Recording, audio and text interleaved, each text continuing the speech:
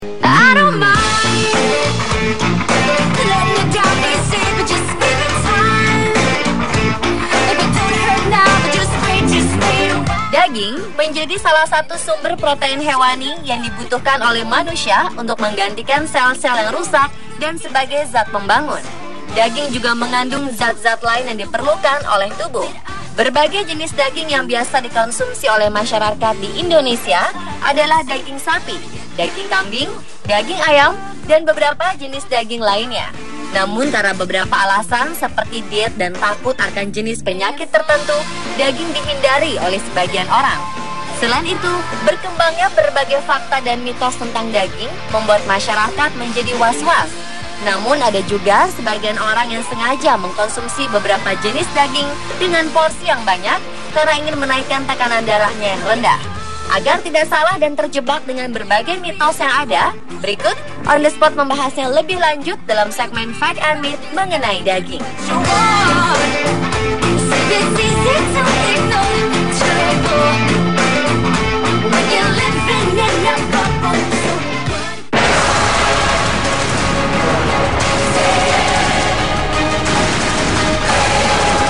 Mungkin Anda sering mendengar kalimat, jangan makan kambing, nanti bisa darah tinggi. Banyak orang menghindari daging kambing karena dianggap bisa memicu darah tinggi bahkan hipertensi. Karena persepsi tersebut, banyak yang memilih menghindari daging kambing di antara jenis daging lainnya. Tak ayal lagi, daging kambing mungkin jenis daging yang paling ditakuti bahkan dijauhi. Benarkah daging kambing dapat menyebabkan hipertensi dan harus dihindari? Faktanya, tidak sepenuhnya benar. Menurut para peneliti dari Alabama Cooperative Extension System atau ACES, daging kambing memiliki komposisi gizi yang lebih tinggi dibandingkan dengan daging sapi, daging domba, bahkan daging ayam. Daging kambing tidak menyebabkan hipertensi secara langsung. Ada beberapa faktor yang berkontribusi dalam menaikkan tekanan darah setelah mengkonsumsinya, yakni tingginya kadar kolesterol darah seseorang serta penyakit lainnya. Apapun jenis daging tersebut, jika tinggi lemak dan dikonsumsi secara berlebihan, dapat berperan dalam meningkatkan tekanan darah. Jadi ada beberapa hal yang perlu diingat ketika Anda ingin mengkonsumsi daging kambing. Pertama, cermatlah dalam memilih bagian daging. Anda dapat membuang bagian lemak saat hendak memasaknya. Kedua, dalam mengolah daging kambing sebaiknya minimalisir jumlah garam yang berkontribusi terhadap naiknya tekanan darah. Nutrisi yang terkandung dalam daging kambing juga bergantung pada cara memasak, minyak yang digunakan, dan penyajian daging kambing tersebut. Dan ketiga, aturlah porsinya agar kesehatan tetap terjaga.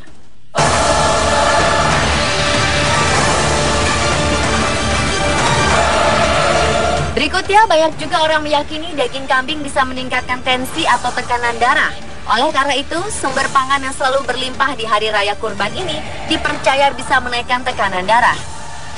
Faktanya, jangan langsung mengkonsumsi daging kambing secara berlebihan demi ingin menaikkan tekanan darah. Dilansir dari datinghealth.com, menurut Dr. Arif Fahrial Syam yang merupakan praktisi kesehatan dari Fakultas Kedokteran Universitas Indonesia, hipertensi atau tekanan darah yang rendah bisa disebabkan oleh berbagai hal. Bisa karena pendarahan, kurang minum sampai dehidrasi, karena berbagai sebab seperti kelelahan atau kurang tidur. Di masyarakat, mitos bahwa daging kambing bisa meningkatkan tekanan darah tidak disertai pemahaman tentang berbagai penyebab yang pada masing-masing orang belum tentu sama. Bahkan pada banyak kasus, tekanan darah rendah berhubungan juga dengan masalah jantung. Jadi mengkonsumsi daging kambing yang berlebihan demi ingin menaikkan tekanan darah bukanlah solusi yang tepat. Menurut sang dokter, mengkonsumsi daging kambing saat tensi turun bisa berbahaya. Jika tensi turun karena gangguan jantung, maka konsumsi daging yang berlebihan justru memperburuk keadaan dan bisa fatal.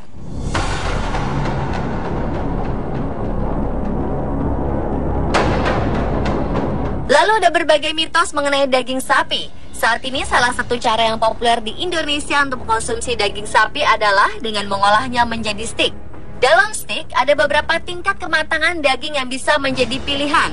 Di antaranya mulai dari yang paling rendah tingkat kematangannya, yakni rare, lalu medium rare, medium, medium well, dan well done yang paling matang.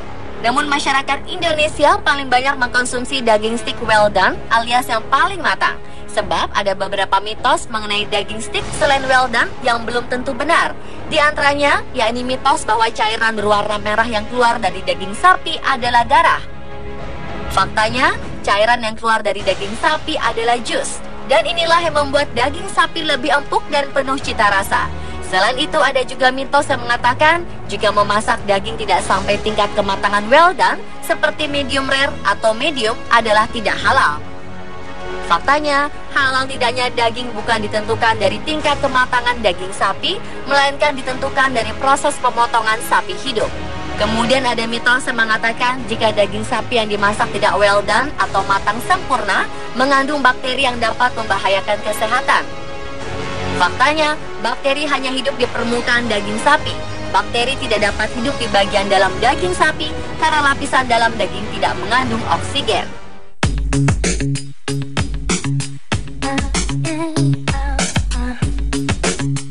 Selanjutnya ada yang mengatakan jika daging sebaiknya tidak dikonsumsi jika ingin menurunkan berat badan, karena daging bisa membuat tubuh semakin melar alias gendut.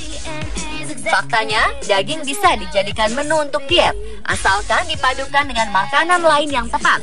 Misalnya, daging dengan sayuran, bukan daging dengan nasi, atau bisa juga dengan memakan dagingnya saja.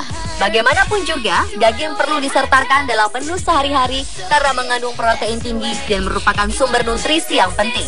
Dan makanan berprotein tinggi ini justru dapat membuat seseorang merasa kenyang lebih lama, sehingga dapat terhindar untuk makan lebih banyak. Bahkan dalam sebuah buku berjudul In Case Women Don't Get Fat, Ancient Secrets to Rapid Weight Loss, sang penulis bernama Esther Blum memperkenalkan metode diet berbasis daging-dagingan atau paleo diet dengan sedikit modifikasi yang diperuntukkan bagi kalangan wanita. Dalam buku tersebut ditulis bahwa rahasia tubuh langsing ideal adalah makan seperti manusia gua pada zaman purbakala, mengikuti nenek moyang kita. Dalam sebuah acara televisi The Today Show, Esther menjelaskan bahwa makan atau ngemil daging bisa meningkatkan hormon dopamin dan serotonin di otak. Dua hormon tersebut disebutkan berperan penting dalam proses penurunan berat badan dan menjaga tubuh tetap sehat. Ketimbang roti, makan daging lebih efektif turunkan berat badan. Namun Esther mengatakan daging yang dikonsumsi haruslah berasal dari sapi yang diberi pakan rumput segar sebab lebih banyak mengandung asam lemak omega 3. Ide meluncurkan metode diet ini muncul setelah dia menemukan fakta bahwa pengolahan makanan secara modern membuat orang menjadi tidak sehat.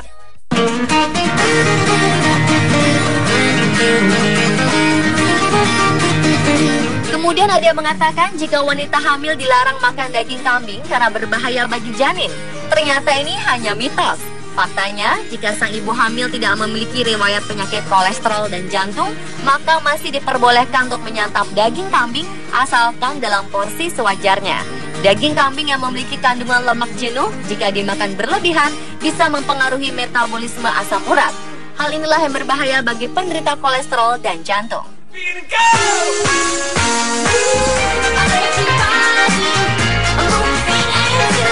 Banyak pria tertarik mengkonsumsi makanan tak lazim seperti daging dan empedu ular. Mereka percaya makanan ekstrim tersebut konon bisa meningkatkan stamina pria. Fakta atau mitos? Ternyata hanyalah mitos. Stamina pria tersebut muncul karena ekspektasi efek dari individu itu sendiri. Mengenai hal ini, salah seorang pakar kesehatan Dr. Boyke Dianugraha juga mengungkapkan bahwa hal itu hanyalah mitos. Faktanya, daging ular justru berbahaya untuk dikonsumsi termasuk juga empedunya. Jadi, jika ada yang mengatakan daging ular bisa jadi obat penambah stamina untuk pria, itu ada hal yang tidak benar. Kuat atau tidaknya stamina pria bisa disebabkan oleh stres atau bisa juga kena pengaruh pola makan dan kebiasaan hidup yang buruk. Jadi, daripada mengkonsumsi makanan ekstrim yang belum terbukti benar, bahkan bisa berbahaya, lebih baik lakukan olahraga dan konsumsilah makanan yang bergizi.